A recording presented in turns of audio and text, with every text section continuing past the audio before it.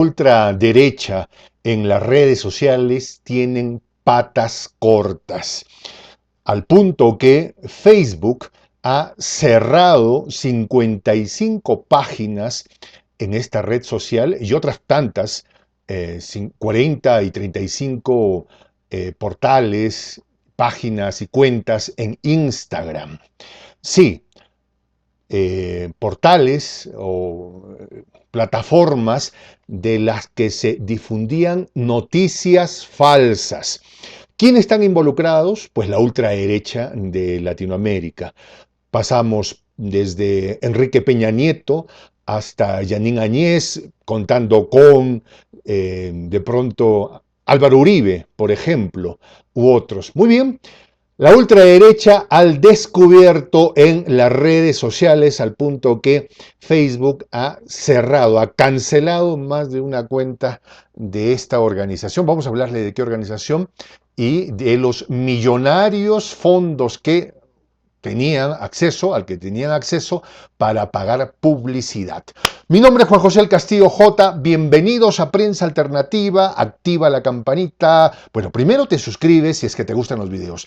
Luego activas la campanita y sobre todo se parte de este espacio, de esta comunidad en donde disfrutamos mucho el hermanarnos avanzando en la doctrina de la patria grande, que es un tema fundamental para que podamos consolidar un proyecto geopolítico hegemónico en este mundo actual en el que se requieren tener posiciones regionales, me refiero a grupos hegemónicos, a grupos geopolíticos. Muy bien, a ver, ¿de qué se trata?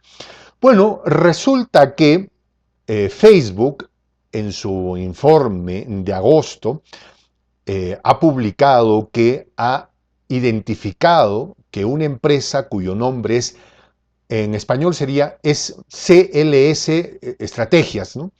La pronunciación en inglés sería Sales Strategies, ok, ha sido una empresa que ha manipulado la verdad, que ha presentado noticias falsas a través de una serie de páginas que había creado para favorecer a la ultraderecha en México, por ejemplo, para difundir a la oposición o la ultraderecha en Venezuela y para favorecer, por ejemplo, a Yanín Añez en Bolivia. Vamos a ser más específicos. Esta información ha sido publicada en The Washington Post, ¿sí? Y explica lo siguiente, de acuerdo a la nota de Washington Post, pero nosotros tenemos información adicional a la misma. Se entiende que el FBI en estos tiempos comienza a hacerle seguimiento a todas las cuentas que podrían resultarle sospechosas de emitir información política precisamente para evitar que pudiera volver a pasar algo que ellos consideran como la intervención rusa en las elecciones pasadas que dieron como ganador a Donald Trump. Bueno, como tenemos elecciones, o como se tienen elecciones, ellos tienen, los estadounidenses tienen elecciones en noviembre de este año para elegir a quién ha de suceder a Trump o si éste ha de continuar en el mando, pues el FBI se ha puesto a investigar cuentas y de acuerdo a su investigación han encontrado que esta compañía estaba creando y distribuyendo contenido con información noticioso falso, ¿ya? Razón por la que Facebook e Instagram han procedido a desactivar aproximadamente 100 puntos de distribución entre páginas, cuentas, si se suman las que tienen en Facebook y las que tienen en Instagram. ¿Sí? Sin embargo, hay un hecho, digamos, por lo menos curioso o coincidente. Y ya sabemos que en política las coincidencias no existen. ¿Sí? Bueno, el FBI dice que ha encontrado estas cuentas producto de una revisión, de un control de daños previo para evitar que ¿no? pudieran haber organizaciones malévolas emitiendo información falsa. Sin embargo, esta compañía viene operando ya desde hace muchos años atrás. Y es curioso, cuando menos tenemos información que, miren, por ejemplo, en el año 1900, perdón, en el 2012, para ser exactos, el 11 de mayo del 2012, Emilio Lozoya, por órdenes de Luis Videgaray, habría ingresado a la cuenta de Sales Strategies $169,000, ¿ya? Y en el junio siguiente de ese mismo año, $105,000 para sostener o para crear en las redes sociales un escenario favorable a la entonces candidatura de el sujeto que aparece en pantalla, que es Enrique Peña Nieto. O sea, ya desde el 2012 estaban operando. La pregunta es, ¿y por qué el FBI recién se da cuenta? Se le escaparon las tortugas, porque sí era evidente que esta corporación o esta empresa producía y distribuía esta información. Más bien tiene que ver con que Emilio Lozoya, buscando la inmunidad o buscando un trato que le asegure que no le vaya a pasar nada, ha presentado una denuncia, como sabemos, y en la denuncia menciona a esta empresa. Y es por eso, o coincidencia, que de manera paralela el FBI se da cuenta también que existe esta empresa. Como digo, ya venía operando mínimo, sabemos, 8 años atrás, y recién el FBI se da cuenta, justo cuando Emilio Lozoya, buscando impunidad, buscando un trato con la fiscalía, se decide denunciarla como parte de una organización dedicada a proveer información falsa y distribuirla. Pero fíjense que no ha sido el único cliente que ha tenido esta corporación de noticias falsas. Bueno, resulta que desde el 1 de diciembre del año pasado, esta empresa de noticias falsas al servicio de la ultraderecha en Latinoamérica ha sido una operadora de la mentira para lavarle la cara a Jeanine Áñez. Sí, al punto que el régimen boliviano aparentemente no ha tenido otro remedio que reconocer que efectivamente le pagaba $90,000 mensuales.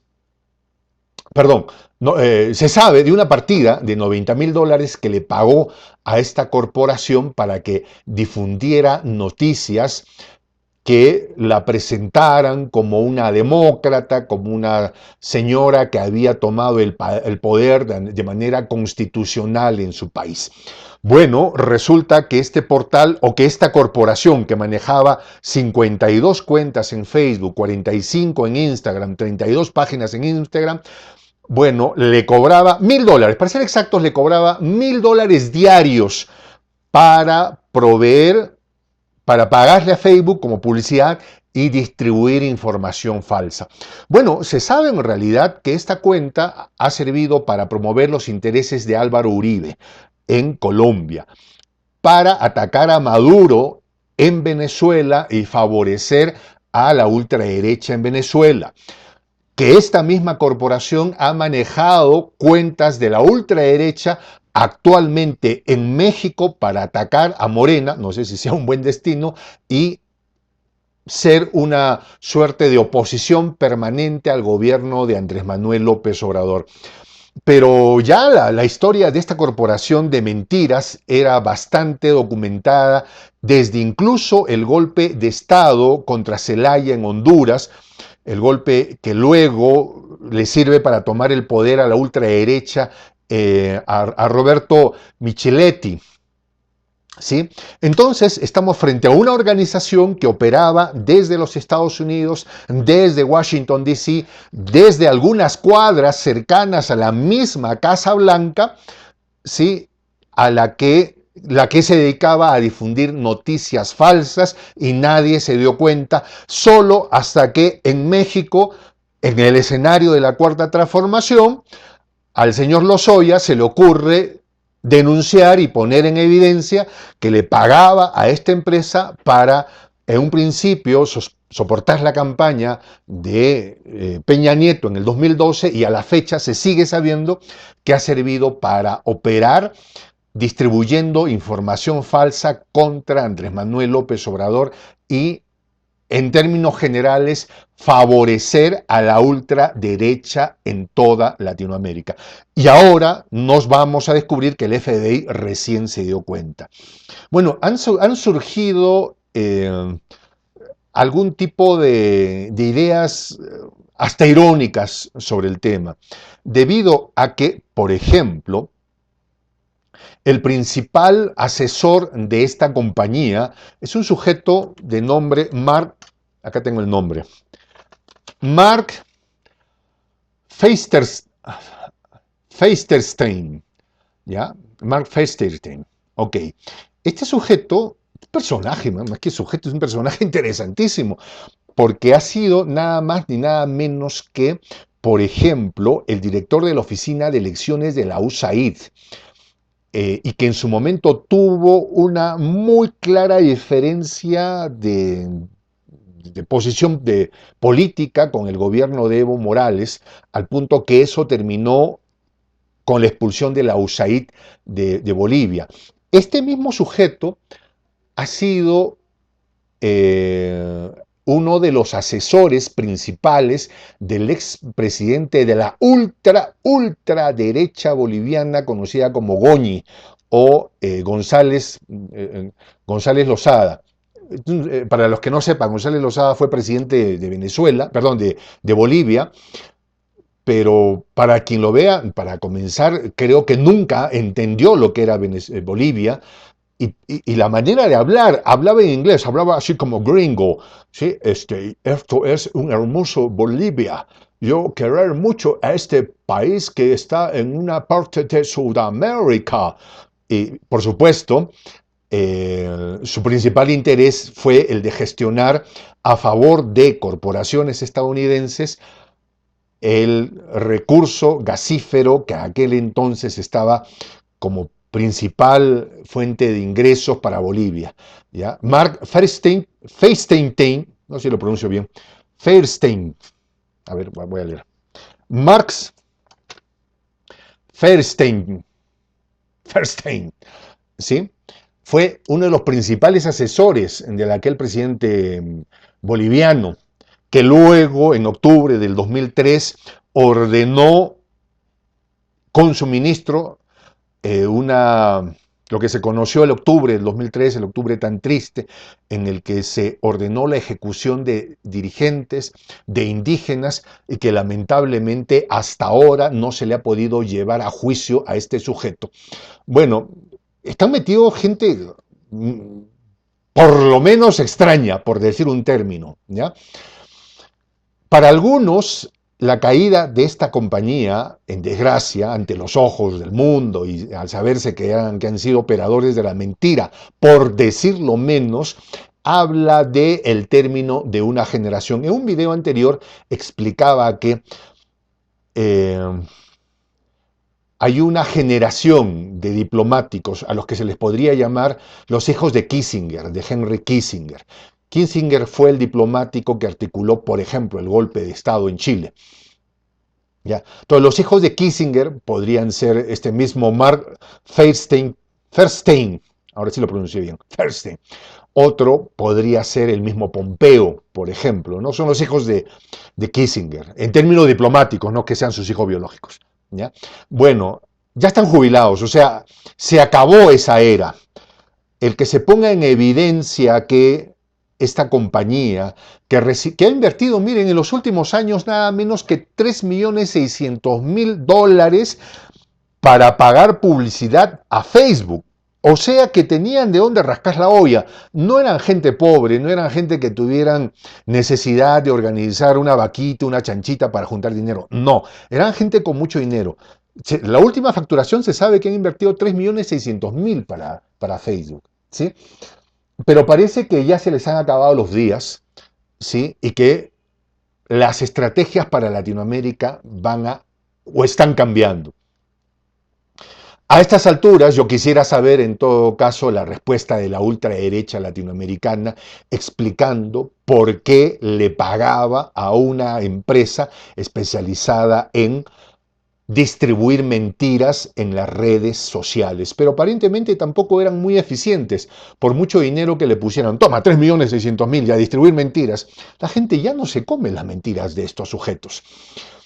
Por ejemplo, la gente está indignada de que no se le permita a Rafael Correa ser candidato a la vicepresidencia en su país, como la gente sigue indignada ahora mismo en Bolivia porque no se le permite a Evo Morales ser candidato a senador con los mismos criterios. Y ya las mentiras que se mueven en redes sociales, la verdad que ya no convencen a nadie. La verdad que ya no convencen a nadie. Ahora queda claro que se distribuían noticias falsas para levantarle los bonos a Peña Nieto y que se siguen distribuyendo noticias falsas pagadas en las redes sociales para bajar la imagen de Andrés Manuel López Obrador.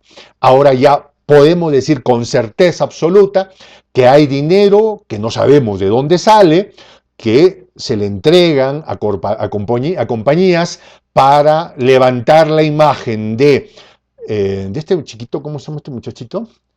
Guaidó. Sí, para levantar la imagen, para favorecer a los intereses de la ultraderecha y hacerle oposición a Maduro. Como que ya ha quedado absolutamente demostrado que la señora Añez paga $1.000 diarios en redes sociales, en publicidad, para presentarse como una persona decente. ¿Sí? Bueno, ¿por qué tenemos que mentir, señores? Creo que este es un buen punto de partida para que nos comencemos a cuestionar severamente el activismo de la ultraderecha. Porque, por ejemplo, yo hago mi programa, tengo muchas más visualizaciones que estos que pagan 3.600.000 y a mí nadie me está bancando, felizmente. ¿Sí? Yo hago mi trabajo y gracias a ustedes que ven el programa, los youtubers tenemos algún tipo de ingresos, pero no le estamos tocando la puerta a nadie. Por favor, a ver, a ver, Yanine, ¿cómo te portas? A ver, Guaidó, ¿cómo es? No, no es necesario. ¿Sí? Qué bueno que los tiempos han cambiado. En las redes sociales cada vez se hacen más evidentes los mentirosos. Mi nombre es Juan José Castillo J. Bienvenidos a Prensa Alternativa. Suscríbete, activa la campanita y disfruta de ser parte de nuestra comunidad. Me despido con esta expresión en quechua. Tupananchis Kama. Hasta volver a vernos. Chau, chau.